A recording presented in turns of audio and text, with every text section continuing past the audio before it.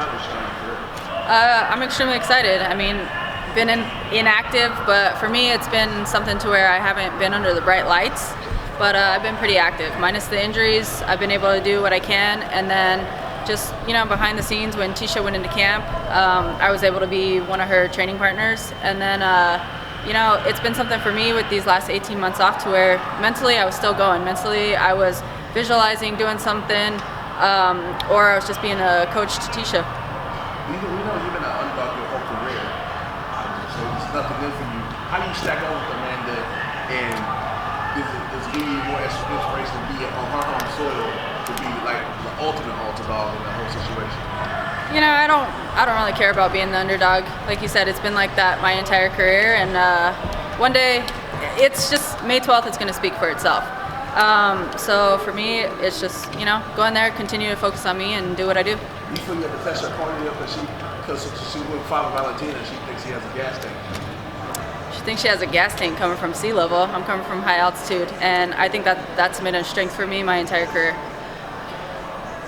Did it bother you at all? There was that talk of Amanda fighting Chris Cyborg, and there's all that narrative. Were you ever worried at all this might not happen as soon as it did? I think so. I think everything happens for a reason. So regardless of if something gets thrown in the way, there's always a way. And my ultimate goal is fighting for the world title, and then I have goals beyond that. So whether that was going to happen or not, I would still find a way to fight for the world title and work my way there. It was pretty frustrating just given the fact that they're in two different divisions, and I believe that the 135 division has a lot of talent. Mm-hmm. So I think it was kind of one of those things that if it wasn't going to happen for me, what's wrong with the other 135ers? There should have been somebody else allowed to step up to the plate and face that challenge. It shouldn't be two girls coming from two different divisions. Absolutely. We know she has propensity. She's got championship DNA, breaking in the ring. You think you'll be able to bring that out of her? Is that a goal? Since we've seen that happen, like the Catanano fight and stuff like that.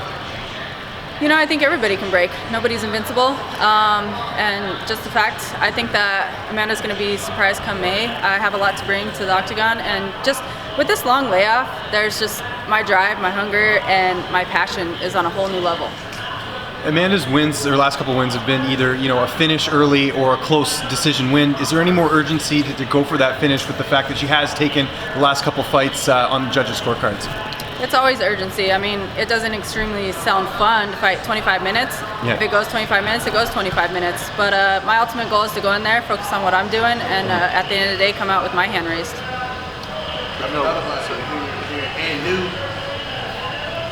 I think about it all the time. It's exciting. How you feel? Obviously, there's a lot of mutual respect between yourself and Amanda, and would you like maybe a little bit more sort of aggression between the two of you, a bit of heated debate instead of that mutual respect? Because yesterday there was a lot of respect. At the end of the day, it's a sport. It's a competition. We both have a very competitive side, but I've always been a humble person, and I don't see the need to go out and do a bunch of shit talking and do all that other stuff. At the end of the day, I mean, once that cage door closes, it's not going to change what happens. So we met because of this sport, and it's just one of those things where we can have a friendship on the outside, but there's business on the inside, and after 5, 10, 15, 25 minutes, whatever it is, we can turn around, shake hands, give each other hugs, and have our friendship back. How did you feel when you heard that they were going to put the Colby Covington fight on your card, and how did you feel when you heard that they were moving it? Moving what? The Colby Covington fight? Honestly, it's not something I paid attention to. You didn't feel like that would bring added attention to the card, and maybe some hostility to the card as well? I'm not about that, so I don't really care about the added attention, the hostility, and quite frankly, the press conference was a little annoying yesterday. I wanted to smack him in the back of the head. Were you sitting next to him? I was. So I was actually going to ask you, what did you think about it all? I just find it unnecessary, but I mean, to each his own, and that's the macho talk coming out of the guys, so whatever. What does it mean to be in this title fight with Amanda being openly gay and yourself being gay as well? Like, just, the history that sort of goes into this title fight in this matchup. It's extremely exciting. Just the fact, for one, where women's MMA has come to today, and just that we have this opportunity, and here we are headlining a UFC event, and then obviously it's 2018, so just being openly gay and being able to be myself, and then going up against another basically fellow partner there, I mean, it's extremely exciting, and for me, it's just, there's so much going into this fight. I've always wanted to visit Rio as well, and here I am knocking two birds out with one stone. I'm going to visit Rio, and I'm fighting for the ultimate, or the championship. Title, yeah. There we go. Do you have a lot of people reaching out to you about, you know, sort of that topic? Because you're a role model in that sense, as, you know, someone who's a prominent athlete who's, obviously has this platform.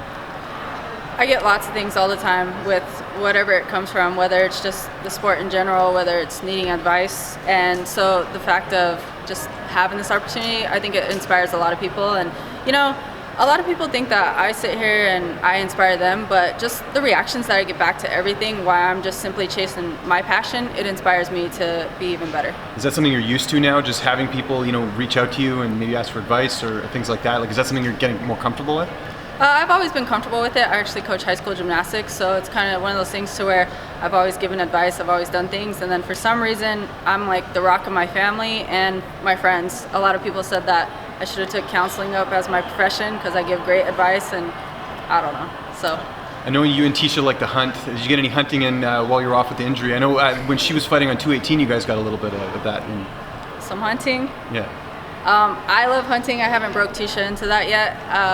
And I think that's actually where my injury happened. Right. Out of all the crazy years, I think the number one question that annoyed me was, did you get anything? The only thing I got was obviously a broken leg, but I'll be back on it next year. Rocky, how the rapes and chicks in the car and fighting the Holly and Staples when Ronda was at her peak, how much being on those big stages got you ready for this? What was it? Being on big stages like with fighting Holly and Staples and fighting UFC 200, how much does that prepare you for this big stage of your career? You know, it's the big stage regardless. Just being in the UFC, it's your biggest platform that you can get to in MMA. So any other fights, I mean, I see all the girls as challenges, wherever they're ranked, and whatever they bring to the table, it's a different challenge. For me, being on the Ultimate Fighter, it was kind of one of those things to where it absolutely took me out of my comfort zone, and I had to learn to live with an opponent, eat with an opponent, hang out and talk hours before we were going to go fight each other. So it's just kind of one of the things to where you really learn how to filter those emotions. And I don't go and put all the extra pressure. I don't sit here and, okay, Amanda, a world title shot. Like, Amanda's just another opponent. And then there's an even bigger reward after this one. So it's just kind of one of those things to where the pressure's not there for me. We're going into her home country, and I think the pressure's there for her.